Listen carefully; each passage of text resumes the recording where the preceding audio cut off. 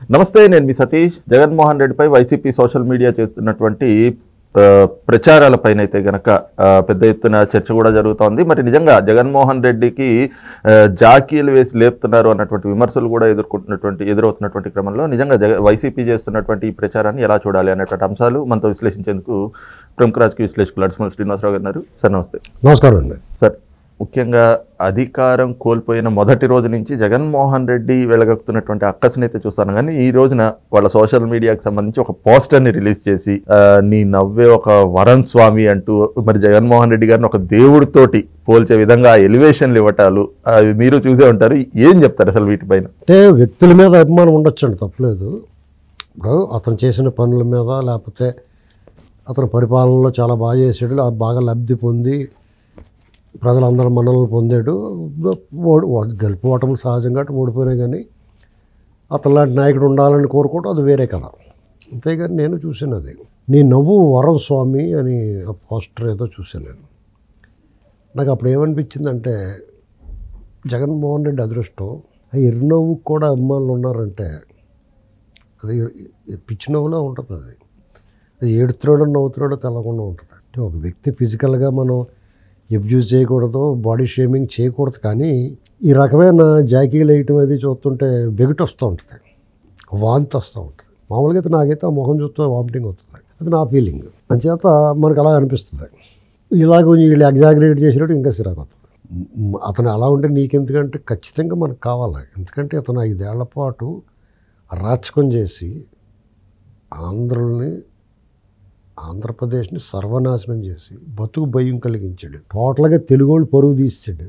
అంతకుముందు 5 ఏళ్ళు ప్రతిపక్షంలో ఉండి చెప్పిన అబద్ధం చెప్పకుండా చెప్పాడు.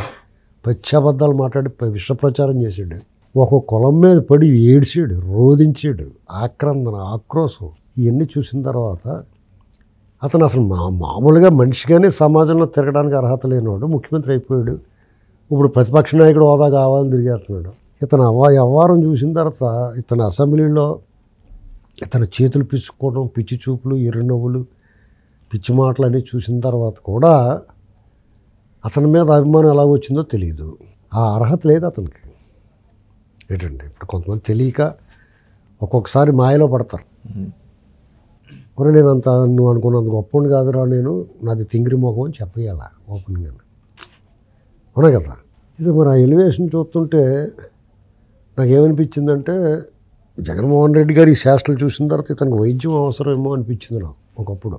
ఎందుకంటే ఒక మృతదేహం దగ్గరికి వెళ్తాం, ఒక చావు దగ్గరికి వెళ్తాం, పరామర్శ ఆ చనిపోయిన వారి బంధువులు, స్నేహితులు, వాళ్ళ కుటుంబ సభ్యుల దగ్గర ఓదార్చడానికని మనమే మన తెలిసి ఉంటేనే వెళ్ళి పలకరించి ధైర్యంగా ఉండమని భుజం తట్టి మేము ఉన్నాము మీకు అండగా అని చెప్పేసి భరోసా ఇచ్చి మన స్థాయికి మనం ఏదో చెప్పి వస్తాం అందంగా.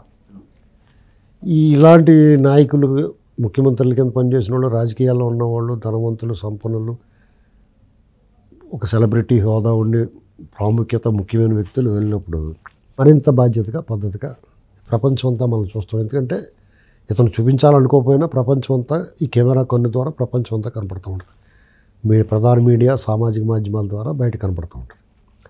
అక్కడ నువ్వు బోరుమని ఏడవపోయినా పర్లేదు, ఒకవేళ కట్టేసిన టీవీ లేక ముఖంలో ఫీలింగ్స్ లేకుండా బ్లాంక్గా పెట్టుకున్నా పర్లేదు, కానీ నవ్వుతావేటి, పిచ్చి నవ్వులు నవ్వుతావేటి, అది చూసే వాళ్ళకి ఆడ్గా ఉంటుంది, ఎబ్బెట్టిగా ఉంటుంది. ఇలాంటి అసలు ఇంగిత జ్ఞానం లేని వ్యక్తిని నువ్వు తోపు స్వామి, నువ్వు తురుము స్వామి, నువ్వు అనుకో స్వామి అయిపోద్ది, నీ ముఖం దేవుడిచ్చి, నీ నవ్వు దేవుడిచ్చిన వరం, ఇలాంటి మాటలు వింటే నేను ఇతన్నే ఇలాంటి శాస్త్రాలు చేస్తాం వలన డాక్టర్ చూపించుకుంటే బాగుండు పాపం అనుకున్నాను. ఎందుకంటే మరి రాష్ట్రాన్ని నడిపించి వాడికి వైద్యం అవసరం కదా అని.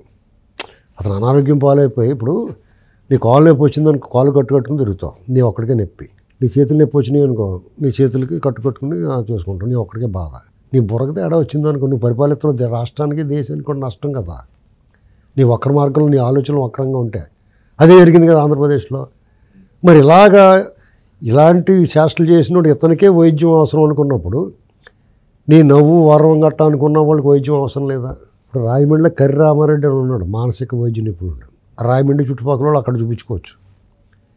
వైజాగ్ అయితే చాలా ఫేమస్ ఈ పిచ్చి హాస్పిటల్కి. వీళ్ళకి ఇంకా నాటు వైద్యం కావాలి బాబాయ్ డాక్టర్ల దగ్గర కట్టాలి అనుకున్నారు ఇంకో పెనుకేరు కట్టాలి ఉంది ఈస్ట్ గోదావరి జిల్లాలోని ఆ పసర మందు కాళ్ళు గొలుసులే కట్టేసి పసర మందు పోసేస్తారు దెబ్బ తగ్గిపోతుంది నా పిచ్చిలేదు బాబోయ్ చెత్త ఇతలకి ఇక ఎర్రగడ్డ అయితే విశ్వవ్యాప్త బాగా ఫేమస్ ఏంటండి అలా వాళ్ళందరికీ ఈ ప్రభుత్వం ఈ పోస్ట్ వేసిన వాడి మీద సోషల్ మీడియాలో లేకపోతే ట్రోలింగ్ పోస్టులు వేసిన వాళ్ళు వదిలేసినా పర్లేదు కానీ వాళ్ళు అలాగ వదిలేస్తున్నారు టీడీపీ వాళ్ళు పెద్ద పట్టించుకోవట్లేదు జుకప్ సాగరంగా వాళ్ళు వదిలేసినా పర్వాలేదు ఒక రకంగా ఇలాంటి పోస్టులు వేసిన వాడికి మాత్రం మీరు వైద్యం చేయించాలి ప్రభుత్వ ఖర్చులతోటి ఎందుకంటే వాళ్ళు మానసికంగా పరిపక్వత లేదు మానసిక వ్యాధికి రుగ్మతకు గురయ్యారు వాళ్ళు లేకపోతే ముఖం చూసిన తర్వాత ఈ నవ్వు దేవుడు వారం అంటాం ఏదన్నా మా అర్థం ఉందా దానికి అసలు వాళ్ళ హితో చెప్తున్నాను నేను వాళ్ళ తల్లిదండ్రులు ఏం చేయాలంటే వాళ్ళు చూపిస్తారు కదా నాన్న ఎలా వేసిన చూడు ఫోటో అని చూపించుకుంటారు కదా వాళ్ళ నాన్న చూపిస్తారు కదా వాళ్ళ నాన్నకో వాళ్ళ అన్నయ్యకో తమ్ముడికో అమ్మకో ఎవరికో చూపిస్తారు కదా అప్పుడు అతను ఏం చేయాలంటే నాన్న మాట అని చెప్పి తీసుకెళ్ళి హాస్పిటల్లో జాయిన్ చేసేయాలి చెప్తే మళ్ళీ వాళ్ళ హాస్పిటల్లో పిచ్చున్నవాడు ఎవడన్నా పిచ్చున్నదండ అర్థమైందా మీకు కాబట్టి ఇలాంటివి మానుకోవాలి వాళ్ళు ఒకవేళ వాళ్ళు మానుకోకపోతే కుటుంబ సభ్యులు చెప్పాలి అప్పటికి వినకపోతే సమీపంలో ఉన్న ప్రభుత్వ కార్యాలయాల్లో పోలీస్ స్టేషన్కో ప్రభుత్వ హాస్పిటల్కి వెళ్ళి మా మాట వింటలేదని బాబు ఆ బుర్ర చెడిపోయింది ఈ మధ్యన పిచ్చి మాటలు మాట్లాడతా ఆ నవ్వు బాగుంది గట్టా అంటున్నాడు నాకైతే బాగోలేదండి ఎవరు కూడా బాగుంది అంటలేదు అయినా సరే వాడు బాగుంది అంటున్నాడు ఆర్ట్గా బిహేవ్ చేస్తున్నాడు ప్రకృతికి విరుద్ధంగా వ్యవహరిస్తున్నాడు కాబట్టి కొంచెం ప్రభుత్వానికి లోకేష్ ప్రజా దర్బార్కి వెళ్ళి పిటిషన్ పెట్టి బాబు మా ఊడికి ఎలా కొంచెం నవ్వు బాగుంది గట్టా అంటున్నాడు అతనే రావాలి గట్టా అంటున్నాడు బాగుంది కొంచెం బాగోలేదే బాగుంది ఇది అన్నం పెడితే ఏదో రకంగా వైద్యం చేయించబోయే బాబు అని అడగాలి ఖచ్చితంగా చేయిస్తాడు ఇప్పుడు లోకేష్ ఆయన ఏం చేస్తున్నాడు ట్విట్టర్లో బాబోయ్ మాకు ఇబ్బంది వచ్చేసిందంటే వెంటనే మనిషిని పంపిస్తున్నాడు లేకపోతే గల్ఫ్లో ఎక్కడో ఉండిపోయిన బాబు నన్ను ఎడారిలో పాడే తోమేస్తున్నారంటే తీసుకొస్తున్నాడు ఇప్పుడు అధికారంలోకి వచ్చినప్పుడే కాదు అధికారంలో లేని ప్రతిపక్షంలో జగన్మోహన్ రెడ్డి అనేక నిబంధనలు అడ్డంకులు ఆటంకాలు నిర్బంధం కొనసాగినప్పుడు కూడా చిత్తూరులో కుర్రాడు ఏదో రోడ్డు మీద ఆటో నడిపినట్టు నీట్గా చదువుకుంటానికి ఏర్పాటు చేశాడు బాబు వాళ్ళకి అందరికీ కుటుంబానికి ఆదుకున్నాడు ఇది నేను మాట్లాడిన దాన్ని సర్కాస్టిక్గా వెటకారం కింద ఉందని తీసుకోకూడదు ఆలోచన చేయాలి ఇదేంట్రా ఆ ముఖం చూస్తే డోకొత్తది కదా మనకి అది చాలా వరమంటాడేటి అని ఆలోచించాలి ఇదే మొన్న మనం కూడా చూసాం ఏదైతే పిఠాపురం వెళ్ళి కూడా ఆయన చేసినటువంటి చేష్టలు ఇవన్నీ చూసిన తర్వాత ఇప్పుడు జగన్మోహన్ రెడ్డి పులి తోపు తురుమనుకో కామెడీ పీస్ అండి అతను కమెడియన్స్ కూడా ఆదరణ ఉంటుంది డెఫినెట్గా ఆదరణ ఉంటుంది అలీ గారు హీరో అవ్వలేదా బాబు మోహన్ గారు ఆ హీరో అవ్వలేదా గతంలో రాజ్బాబు గారు కేవీ చలం గారు హీరో ఆయన కామెడీ చేసి ఇప్పుడు హీరో అయ్యాడు కథానాయకుడిగా కూడా ఉండొచ్చు అది కథల్లోనూ సినిమాల్లోనూ బాగానే ఉంటుంది నిజ జీవితంలో ఈ కామెడీ పీసులు ముఖ్య పాత్రలకు వచ్చేసి ప్రభుత్వాలు నడిపించేసి ఉంటాం అందుకని నేను ఏమంటున్నానంటే ఇలాంటి శాస్త్రాలు చేసి కూడా